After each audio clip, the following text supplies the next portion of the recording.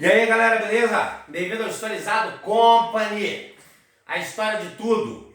Dentro das nossas doutrinas socialistas do século XIX, que nós estamos trabalhando, vimos a parte 1 do socialismo utópico e vamos ver a parte 2 agora, justamente com o socialismo científico.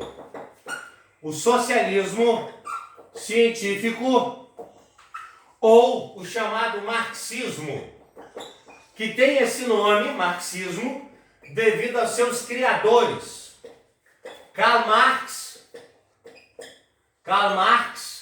e Friedrich Engels, seu amiguinho Friedrich Engels. Tá ok, galera? Nesse caso, Marx era jornalista, tá ok? E Friedrich Engels era dono de siderúrgicas em Massachusetts, nos Estados Unidos. Então observe que é um burguês escrevendo, criando o socialismo no século XIX. É aquilo que eu falei na primeira parte. Você tem homens sábios, homens estudados, tentando criar sociedades melhores. Então o socialismo científico, o marxismo, ficou conhecido dessa forma devido aos seus criadores, Karl Marx e Friedrich Engels. Eles estão criando isso, essa ideologia, no século XIX. Então eles estão pegando aquele capitalismo carnificínico, não esse capitalismo ameno no século XXI que você tem hoje, tá certo? E aí Marx vai escrever um livro chamado O Capital. O Capital. Por isso que o nome Liberalismo Econômico, do livro de Adam Smith, A Riqueza das Nações, o nome liberalismo vai acabar sendo trocado para capitalismo. Porque Marx foi o melhor economista, foi o melhor filósofo que explicou o sistema capitalista no mundo. Compreenderam? Qualquer economista concorda. Quem melhor explica o capitalismo, o funcionamento do capitalismo? Marx, mais do que o próprio Adam Smith até. Muitas vezes, compreenderam? Então, nesse momento, Marx escreve o Capital e dentro desse livro Capital ele vai explicar o capitalismo e criar o socialismo. Marx vai dizer que o capital sempre existiu. Ou seja, galera, o dinheiro, ele sempre existiu. O que era novo era o sistema capitalista. Então Marx, dentro do livro Capital, vai dizer que só existe, nesse momento aí, vai dizer que só existe, duas, tá certo? Só existe duas classes, tá? A burguesia. E nesse caso, a burguesia que detém os meios de produção, ou seja, a burguesia, ela é dona das máquinas, dona do espaço físico, e ela sempre estará em eterno conflito com o que Marx chamou de proletariado, tá ok? Que como o proletariado não tem nada a não ser seus filhos, a prole, como o proletariado não tem nada, ele vende sua força de trabalho aí. Então Marx vai dizer que no sistema capitalista só existe duas classes: a burguesia, que detém os meios de produção, e o proletariado, que por não ter nada vende sua força de trabalho, literalmente ali a hora trabalhada. E que aí o capitalismo vai ser uma eterna luta de classes. Ou seja, uma eterna luta de classes. Então, dentro do capitalismo existe a eterna luta de classes, onde você tem a burguesia, que detém os meios de produção, e o proletariado, que vende sua força de trabalho. Marx continua, então, dentro do seu livro, explicando o sistema capitalista, tá ok? Dizendo aqui o seguinte: que o capitalismo extrai o seu lucro da mais-valia. Você tem a chamada mais-valia. O que seria a mais-valia com poucas palavras, galera? A separação do capital, do trabalho. Essa seria a ideia. A separação do capital do trabalho. Quem criou a mais-valia foi Adam Smith no livro A Riqueza das Nações. Mas quem explicou melhor a mais-valia foi Marx no livro O Capital. Vamos tentar entender com poucas palavras o que seria mais-valia aqui. Vamos pensar. Antes, o capital estava junto com o trabalho. Você tinha só o burguês. Ele era dono das ferramentas.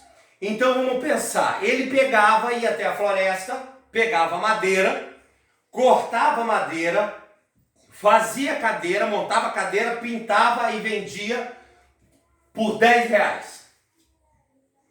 Entenderam? Ele pegava a ferramenta dele, cortava madeira, montava a cadeira, pintava e vendia por 10 reais. Um exemplo. Aí o que ele faz? Ele tem as ferramentas, ele tem as máquinas.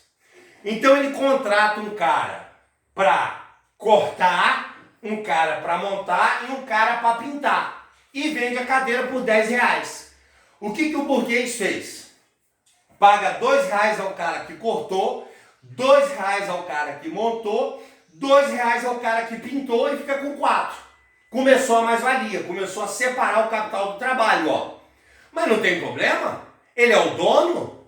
Ora, ele é que vai comprar matéria-prima, ele é que vai vender. Se uma ferramenta quebrar, ele que tem que consertar, entenderam? Só que tem um detalhe, esse burguês percebeu que o cara não tinha só uma mão, ele tinha duas. Então, em vez dele pintar uma cadeira, ele pinta 2 cadeiras agora.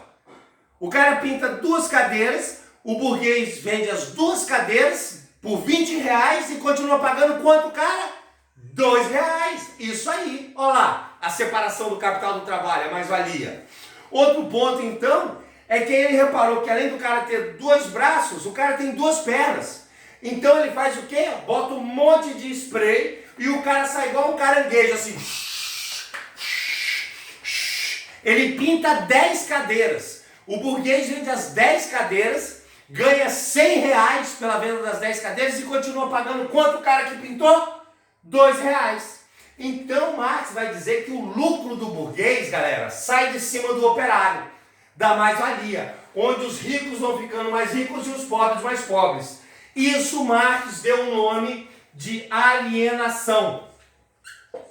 Compreenderam? Não tem nada a ver com alienação de alienado, tá certo? Ele chamou isso de alienação. O lucro do burguês vem em cima do operário devido à mais-valia. E ele ainda vai afirmar que o capitalismo produz para obter lucro. Ou seja, o sistema tem que produzir para obter lucro. Se não vale a pena produzir, se não vai dar lucro, não adianta continuar. Mas não é porque o cara quer só se enriquecer, não. Porque se você produz, vende e não te dá um lucro, você não vai ter nem reserva para consertar a máquina que quebrou. Então o sistema capitalista, ele só vai produzir o que interessa. Exemplo, né? Você vê, o continente mais contaminado pela AIDS é a África. Os países que produzem remédios, né, que amenizam a AIDS, a Alemanha, a Áustria, tá entendendo? Não compensa eles produzirem esse monte de remédio e dar para os outros. Ou seja, tem que ter ONGs para comprar os remédios são caros. Quer dizer, ninguém vai produzir para o bem-estar. A produção existe para o lucro. Então Marx diz que o capitalismo é um eterno sistema de luta de classes, sempre vai estar em briga a burguesia e o proletariado. Marx diz que o enriquecimento do burguês vem da mais-valia e que o sistema capitalista produz para obter lucro. Marx explica o capitalismo, galera, e aí sim, Marx vai criar, então, nesse momento, o socialismo. O socialismo, que ficará conhecido como socialismo científico. Porque Marx vai dizer que ele está se inspirando na história humana, que ele está observando como era a economia humana. Marx está dizendo nesse momento aqui que ele está se inspirando nos iluministas, que ele está se inspirando em Adam Smith. Compreenderam? Por isso o socialismo científico, diferente das utopias, dos sonhos irrealizáveis. Ou seja, o socialismo, ele seria uma teoria futurológica. Marx observou todos os modos de produção Marx disse o seguinte, que lá na pré-história, presta atenção, galera, presta atenção, lá na pré-história, o homem praticava o comunismo primitivo. Aquele grupo humano tomava conta um do outro, um produzia para o outro, um fazia para o outro. Aí nasceu o Estado, Egito e Mesopotâmia, modo de produção asiático. O povo servia ao grande líder para ele armazenar o alimento e redistribuir. Grécia e Roma, modo de produção escravista, uso de mão de obra escrava para trabalhar. Idade Média, modo de produção feudal. O cara servia o senhor feudal em troca de ficar naquela terra e ter proteção. Aí vem a transição feudo-capitalista e nasce o capitalismo, com burguesia e proletariado. O proletariado vendendo sua força de trabalho. Aí Marx cria o socialismo, que é o que nós vamos ver aqui. Então, o socialismo não existia. Marx não viu a Primeira Guerra, Marx não viu a Segunda Guerra, ele está escrevendo isso no século XIX. Estão entendendo por que eu estou dizendo isso? E aí o socialismo seria, nesse primeiro momento, uma sociedade sem classes. Uma sociedade sem classes, onde você teria um Estado ditatorial para transportar do capitalismo para o comunismo científico. Marx está dizendo que você sairia do comunismo primitivo, passando pelo modo de produção asiático, modo de produção escravista, modo de produção feudal, modo de produção capitalista, modo de produção socialista, para chegar ao comunismo científico, onde não ia existir mais o Estado. Tudo ia ser feito por máquinas, tá ok? O homem teria um trabalho simplesmente intelectualizado e todo o planeta Terra tinha que ser socialista. Todo o planeta Terra, minto, tinha que ser comunista. Então, qual é a diferença do comunismo para o socialismo? Que o socialismo é um Estado ditatorial transitório e o comunismo já não tem mais Estado. Compreenderam a teoria agora? E aí, nesse momento, ele criava uma sociedade sem classes, com o Estado ditatorial do operário, onde você teria uma produção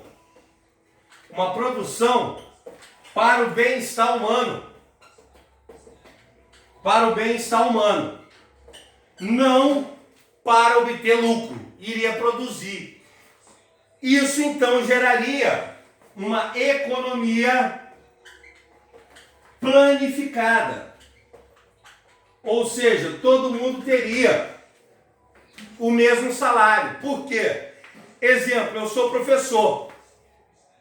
Então eu posso estar ensinando ao filho de um engenheiro e ao filho de um pedreiro. Esse engenheiro desenha a minha casa e o pedreiro constrói a minha casa. E eu estou ensinando aos filhos dele, é uma troca de trabalho. Mas o meu salário do engenheiro e do pedreiro vai ser o mesmo. Para quê? Porque o Estado socialista, ele vai dar transporte, educação, saúde, moradia, gratuito. No socialismo nem palavra gratuito existia, porque o Estado já te dava educação, saúde, transporte e moradia. Tá entendendo? Ele te paga um salário igual, simplesmente para você poder ir no supermercado e comprar o biscoito que você gosta. O governo socialista não sabe o número do seu sapato, não sabe que sabor de biscoito você gosta. Então o dinheiro no socialismo, galera, tem poder de troca, não poder de compra. Compreenderam? No capitalismo você tem poder de compra do dinheiro. No capitalismo você compra um carro? Não, você compra um carro, umas rodas mais caras, o som mais caro. Tá entendendo? No socialismo não, você simplesmente o carro é o carro. O dinheiro tinha só poder de troca. Compreenderam? Então essa seria a teoria socialista de Marx para ir atingir o comunismo científico, onde o Estado não existiria mais. Vale a pena ressaltar que o comunismo então seria ateu.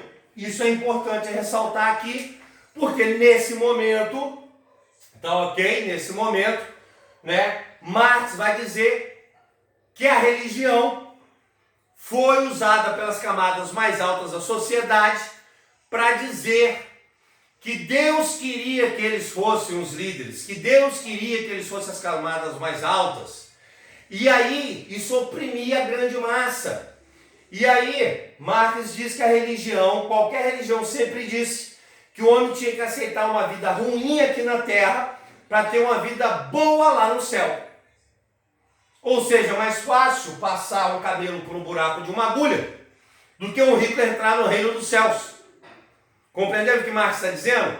Marx está dizendo que você só tem certeza dessa vida. E não quer dizer que você sofrer nessa vida, você vai ter uma vida melhor do outro lado. Por isso que o socialismo é ateu. Porque ele vai dizer que as camadas mais altas da sociedade sempre usaram a religião para oprimir as mais baixas. É a reforma protestante com a burguesia, eram os faraós no Egito, era os senhores feudais com a igreja católica na Idade Média. Compreenderam? Por isso que a gente pode ensinar a história sempre com dominantes e dominados. Por isso que o marxismo é uma corrente historiográfica também. Um professor de história, ele pode ser marxista e não precisa ser socialista. Ser socialista é você querer aplicar um modelo socialista de governo, político e de economia. Compreenderam? Você ser um professor de história marxista é você usar, tá ok? A ideia de dominante e dominado para explicar a história. Você pode usar o faraó e os seus servos. Você pode usar o senhor feudal e os camponeses. Você pode usar a burguesia e o operariado. Assim Marx explica a história nesse ciclo até pudesse atingir o comunismo científico. Compreenderam? O próprio Marx nunca falou muito de revolução. Ele falou que o próprio capitalismo iria entrar em colapso e aí o socialismo seria uma alternativa. Tá ok? Dúvida aqui, galera? Viu que bacana? Deu para entender o marxismo agora? Entender o socialismo e ver que marxismo e socialismo podem ser coisas diferentes na sua aplicação historiográfica e na sua atitude de vida? Espero que tenham gostado. Dê o seu like, se inscreva no canal, mostra para os amigos a explicação. Tudo isso aqui cai no seu Enem. Seu Enem pergunta isso aqui porque agora você já ficou historizado. Um abraço.